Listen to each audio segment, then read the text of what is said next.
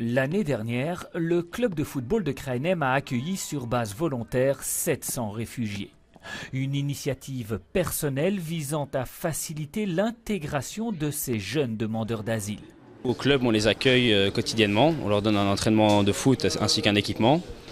On les nourrit, on partage un repas avec eux dans notre cafétéria.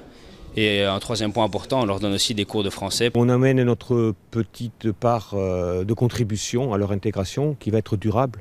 Ce pas des jeunes qui vont rester ici 3 jours et repartir. Il faut s'attendre à ce qu'ils restent longtemps dans ce pays. Ce pays doit les adopter, doit faire des efforts pour s'intégrer. Ces jeunes sont majoritairement des mineurs d'âge non accompagnés. Ils représentent 8% des personnes accueillies en Belgique. Dans le centre et le nord-est de la région, nombreux résident au Petit Château ou à la Croix-Rouge de Jette.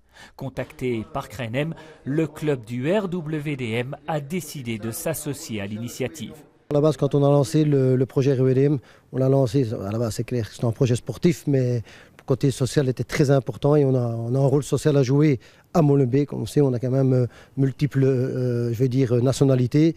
Et ici, ça se concrétise maintenant avec Fedasile. C'est très important et c'est un projet de cœur. Oui. Le sport est un outil, c'est un vecteur, c'est le moyen, c'est pas une fin en soi.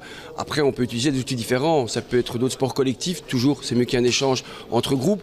Mais pourquoi pas l'étendre plus tard au hockey ou au rugby. Alors que Krainem va réitérer l'expérience, le RWDM, lui, accueillera ses premiers footballeurs afghans, syriens ou irakiens dans le courant du mois de septembre. En ce qui concerne les cours de langue, à Molenbeek, il faudra sans doute encore un petit peu patienter.